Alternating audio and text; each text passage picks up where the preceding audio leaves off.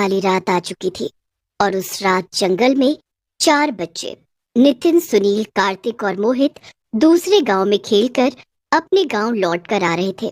तभी आज तो मजा ही आ गया यार। क्या खेले हम आज। और आज के मैच में उस लल्लू लखन को हराकर तो और ज्यादा मजा आया। हाँ यार सुनील, तू एकदम सही कह रहा है। आज का मैच एकदम यादगार रहा। दोस्तों मुझे ना बहुत प्यास लगी है, चलो एक काम करते हैं, वहाँ पास में कुछ मटके हैं, उनमें पानी जरूर होगा। हम तीनों आगे निकल जाते हैं, तू आजा पानी पीकर। हाँ नितिन, अरे लेकिन 2 मिनट रुक जाओगे तो क्या हो जाएगा तुम तीनों को। जाओ चलो, मैं आ जाऊंगा अकेले। हाँ।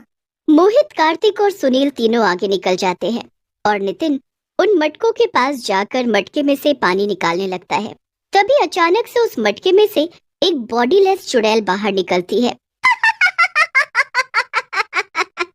उस चुड़ैल का केवल सिर ही होता है जो हवा में उड़ रहा होता है, लेकिन उसका चेहरा ही देखकर किसी की भी रूह कांप उठती। वो इतनी भयंकर होती है। अब तुम मेरे चंगुल से बचकर नहीं निकल पाओगे नितिन। नितिन वहां से भागने लगता है तो वो चुड़ैल अपने मुंह से आग उगलती है, जिस कारण नितिन के चारों तरफ आग लग जाती है और वो उस आग के चक्रव्यूह में फंस जाता है। मुझे छोड़ दो, मुझसे गलती हो गई, मैंने जानबूझकर कुछ भी मुझे मुझे मुझे छोड़ दो, मैं तो बस पानी पीने आया था। आज पूरे 75 सालों बाद वो भव्य अमावस है जिसमें मेरे कटे सिर की काली शक्तियां जागृत हुई हैं और अब मैं अपने सिर से भी शक्तियों का प्रयोग कर सकती हूँ।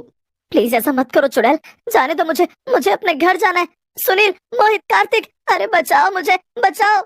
तुम चाहे कितना भी गला क्यों ना फाड़ लो, लेकिन तुम्हारे दोस्त आज तुम्हारी चीख नहीं सुन पाएंगे, क्योंकि अब तुम इस बिना शरीर वाली सिर कटी चुड़ैल के माया जाल में फंस चुके हो। पूरे 75 साल बाद मैं बोल पा रही हूँ, अपनी शक्तियों का इस्तेमाल कर पा रही हूँ। क्या चाहती हो तुम मुझसे चुड़ैल, क्यों मेरे पीछे पड़ी हो? क्योंकि तुम ही हो वो व्यक्ति जो मेरी कब्र को खोलोगे। मेरा शरीर मेरी कब्र में कैद है और मैं चाहकर भी उसे बाहर नहीं निकाल सकती। ये काम एक आम इंसान ही कर पाएगा और वो हो तुम।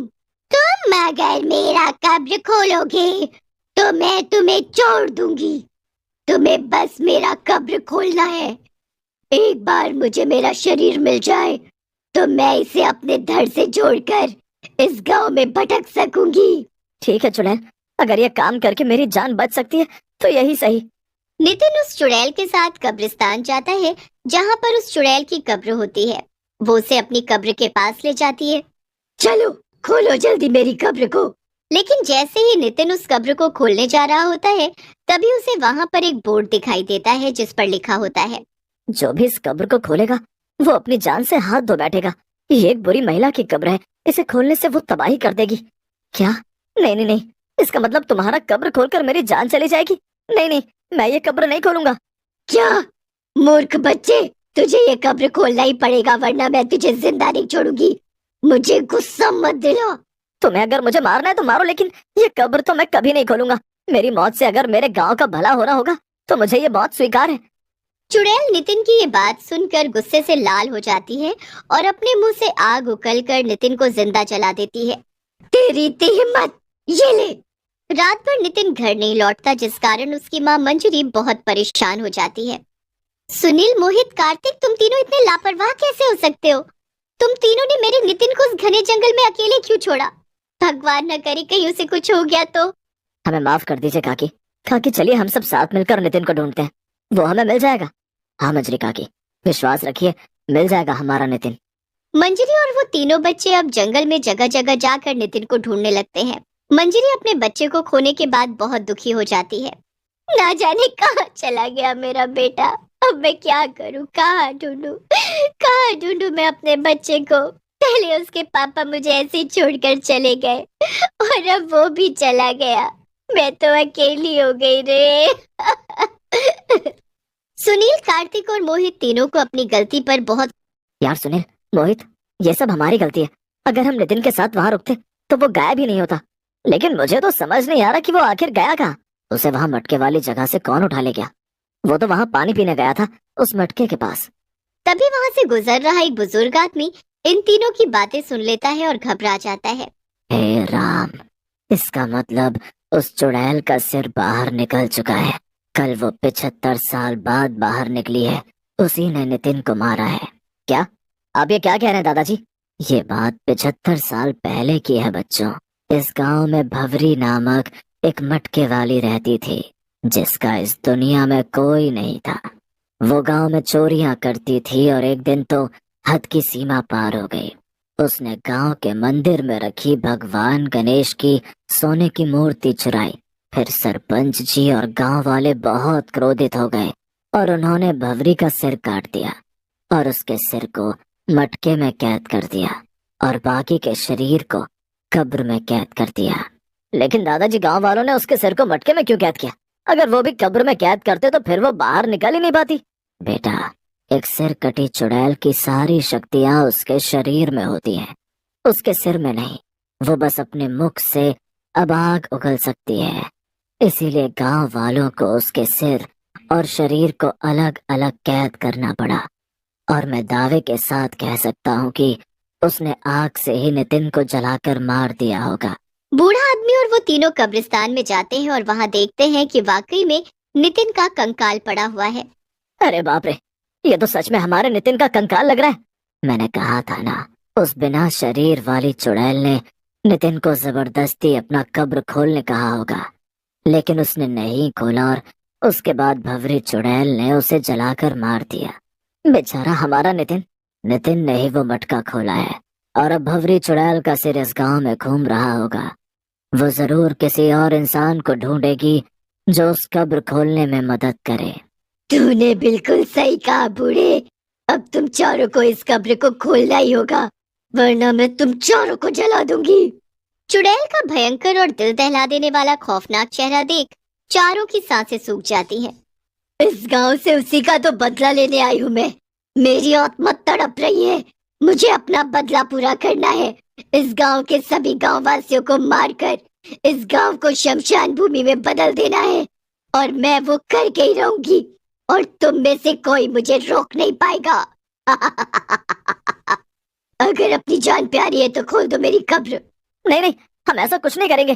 कार्तिक, मोहित, दादाजी, इस सिर कटी चुड़ैल की बातों में मत आओ। अगर हमने अपनी जान के बारे में सोचकर इसकी कब्र खोल दी तो ये फिर भी इस गांव में तबाही ही मचाएगी। हाँ सुनील, तू सही कह रहा है। उससे अच्छा तो यही रहेगा कि हम इस चुड़ैल के हाथों मर ही जाएं। बच्चों, भाग जाओ यहाँ से, जाओ, भागो। बूढ़े काका चुड़ैल की आंखों में मिट्टी फेंकते हैं और वो बच्चे वहाँ से भाग जाते हैं। और फिर वो चुड़ैल गुस्से में आकर अपने मुंह से आग उगलती है और उस आग से बूढ़े काका जलकर मर जाते हैं। ये तूने अच्छा नहीं किया बूढ़े, अब जा मर। इन सबको लगता है कि ये सब मुझे हरा पाएंगे, लेकिन मैं तब तक हार नहीं मानूंगी जब तक कोई मेरी कब्र नहीं खोल लेता। चुड़ैल का सिर पूरे गांव में रात को भटकने लगता है और वो इंसान की तलाश करने लगती है जो उसकी कब्र खोले। अगले दिन बच्चे तय करते हैं। बस बहुत हुआ दोस्तों, इससे पहले कि चुड़ैल गांव में हर किसी को जान से मारने लगे, हमें उसे खत्म करना ही होगा। लेकिन कैसे? मेरे मामा जी को एक भूत ने पकड़ लिया था, जिसके बाद उस भूत को उनके शरीर से एक बहुत ही महान और तपस्वी बाबा ने निकाला था। हम उनके पास ही जाएंगे, वो जरूर हमारी मदद करेंगे। मोहित, सुनील और कार्तिक तीनों उस बाबा के पास जाकर सब बताते हैं, जिसके बाद वो चुड़ैल बहुत बुरी चुड़ैल है और उसे मारना भी बहुत मुश्किल है, क्योंकि एक सिर कटी चुड़ैल के पास इतनी शक्तियां नहीं होती, पर उसे मारना बहुत कठिन होता है। तो अगर हमने उसका कब्र खोलकर उसे उसका शरीर दे दिया तो वो फिर से एक पूरी चुड़ैल बन जाएगी, तब तो हम उसका खात्मा कर सकते हैं ना? हाँ बेटा, इस तरह से हम उसे मार पाएंगे। अब वो लोग कब्रिस्तान में जाते हैं, जहाँ पर वो भवरी चुड़ैल की कब्र खोलते हैं और उसमें से उसका कंकाल निकालकर वो उसके सिर से जोड़ते हैं और अब वो एक पूरी चुड़ैल बन जाती है। चुड़ैल उन तीनों पर हमला करने जा ही रही होती है कि तभी वहाँ बाबा आकर चुड़ैल के सामने दिव्य तिलस्म में हीरा लाते हैं। उस हीरे की रोशनी से चुड़ैल की आंखों से खून निकलने लगता है। दहिया! चुड़ैल का शरीर अब मिट्टी में बदलने लगता है और वो थोड़ी देर बाद पूरी तरह मिट्टी में बदल जाती है और खत्म हो जाती है।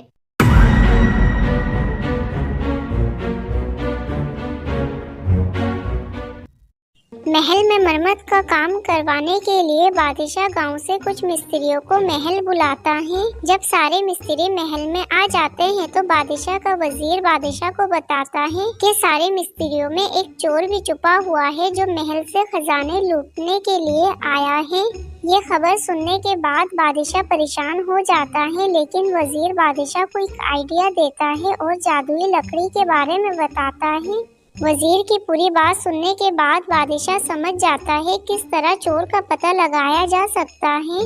बादशाह मिस्त्रियों के हाथ में जादुई लकड़ी देता है और कहता है इसे ऐसे पकड़ो कि 2 इंच बाहर की तरफ निकला रहे और कहता है इसी पोजीशन पे अपने घर जाओ, अगले दिन सुबह आना। जब चारों मिस्त्री घर चले जाते हैं और अगले दिन सुबह आते हैं तो चारों को देखने के बाद बादशाह समझ जाता है इन चारों में से वो चोर कौन है जो महल से खजाने को लूटने के लिए आया था। दोस्तों, क्या आप इन चारों को देख के बता सकते हो इन चारों में से वो चोर कौन है? सोचिए और अपना जवाब कमेंट में बताइए।